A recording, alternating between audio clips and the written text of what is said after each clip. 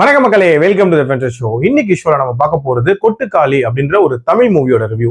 இந்த படம் பாத்தீங்கன்னா இந்த வீக்கெண்ட் தியேட்டர்ஸ்ல அவைலபிளா இருக்கு. இந்த படம் ஆல்ரெடி நிறைய பிலிம் ஃபெஸ்டிவல்ஸ்ல வலம் வந்த ஒரு படம். இப்பதான் தியேட்டர்ஸ்ல ரிலீஸ் பண்ணிருக்காங்க. இந்த படத்துல சூரி, ஆனாபென் மற்றும் பலர் நடிச்சிருக்காங்க. இந்த படத்தை டைரக்ட் பண்ணது வினோத் ராஜ். இவர் இதுக்கு முன்னாடி எடுத்த கூழாங்கல் படம் அப்படின்றதுலயுமே ஒரு வித்தியாசமான ஜேர்னியை மையமா வச்சு அமைக்கப்பட்ட ஒரு கதையா இருக்கும். இந்த படத்திலையும் ஒரு வித்தியாசமான ஜேர்னியை தான் காட்டியிருப்பாங்க. அதாவது ஒரு பொண்ணுக்கு பேய் பிடிச்சிருச்சு. அந்த பேய் ஓட்டுறதுக்காக ஒரு சாமியார் கிட்ட கூட்டிட்டு போறாங்க.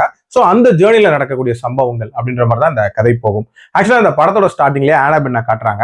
ஆனாபென்னோட முறப்பையன் தான் நம்ம சூரி. இவங்க குடும்பத்துல இருக்கிற எல்லாருமே முறப்பையனான சூரிய தான் இவங்களுக்கு கல்யாணம் பண்ணி வைக்கணும் அப்படின்ற மாதிரி பிளான் போட்டு வச்சிருப்பாங்க. ஆனா ஆனாபென் அதை பண்ணிக்க மாட்டேன்ற மாதிரி அடமண்டா இருக்காங்க. எதனால அப்படி அடமெண்டா இருக்காங்க அண்ட் அவங்கள பேயோட்ட கூட்டிட்டு போற அந்த ஜேர்னில என்னென்ன மாதிரியான சம்பவங்கள் நடக்குது அண்ட் டுவர்ட்ஸ் தி எண்ட் என்ன ஆகுது அப்படின்றத அந்த படத்துல காட்டியிருப்பாங்க. இந்த படத்துல பிடிச்ச விஷயம் அப்படின்றது அந்த உண்மைக்கு நெருக்கமா அந்த ஜேர்னியை காட்டுனது அப்படின்னே சொல்லுவேன். ரொம்ப ரொம்ப யதார்த்தமா காட்டியிருப்பாங்க. இன்ஃபேக்ட் அதுல வரக்கூடிய இடைஞ்சல்கள் இருக்கும்ல, அது எல்லாமே நேச்சுரலா பில்ட் பண்ண மாதிரி இருக்கும். எதுவுமே செயற்கையா இருக்காது அப்படின்னே சொல்லலாம். ஆல்சோ அந்த ஜேர்னி நேச்சுரலா இருக்கிறதுக்கு முக்கியமான காரணம் இதோட சப்போர்ட் ஆக்டர்ஸ் அப்படின்னே சொல்லுவேன். அந்த ஊர்க்காரங்க மாதிரியே அப்படியே ஆப்டா பிடிச்சி போட்டிருப்பாங்க.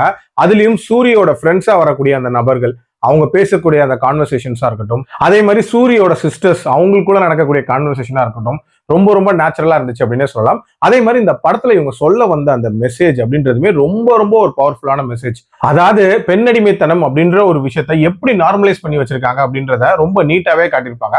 ஒரு பொண்ணு தனக்கு பிடிச்ச விஷயத்துல ரொம்ப அடமெண்டா இருந்தானா அவளுக்கு பேய் பிடிச்சிருச்சுன்ற மாதிரி கன்சிடர் பண்ணி பேயோட்டுற வரைக்கும் கூட்டிட்டு போற ஒரு வழக்கம் இருக்கிறத ரொம்பவே நீட்டா காட்டியிருப்பாங்க. அது மட்டும் இல்லாம அந்த ஆணாதிக்கம் அண்ட் எவ்வளவு டாமினண்டா சில ஆண்கள் இருக்காங்க அப்படின்ற மாதிரியான கேரக்டர்ஸுமே இதுல இருக்கிற மாதிரி காட்டியிருப்பாங்க. ஆல்சோ இந்த படத்துல அந்த இன்ட்ரோல் பிளாக்கு முன்னாடி நடக்கக்கூடிய அந்த கேயாஸ் அப்படின்றது வேற லெவல்ல இருந்துச்சு அப்படின்னே சொல்லலாம். ஒரு மாதிரியான டென்ஷனை சூப்பராகவே கிரியேட் பண்ணியிருந்தாங்க. அதுலயும் சூரியோட பெர்ஃபார்மன்ஸ் அந்த இடத்துல அல்டிமேட்டா இருந்துச்சு. எந்த ஒரு இடத்துலயுமே காமெடியன் சூரி அப்படின்றது வெளிப்படவே இல்லை. இத்தனோண்டு ஒரு ஃப்ரேம்ல கூட வெளிப்படல அப்படின்னு நான் சொல்லுவேன். அதே மாதிரி ஆனாபெனோட கேரக்டர் அப்படின்றதுமே பாத்தீங்கன்னா முழுக்க முழுக்க எக்ஸ்பிரஷன்ஸ் மையமா வச்சுதான் இருக்கும். அவங்களுக்கு டயலாக்னு பாத்தீங்கன்னா ஒரே ஒரு டயலாக் தான். மற்றபடி அந்த எக்ஸ்பிரஷன்ஸ் வழியாவே எல்லா விஷயங்களையும் அவங்க கன்வே பண்ணணும். ரொம்ப ரொம்ப சூப்பரா பண்ணியிருந்தாங்க அப்படின்னே சொல்லலாம்.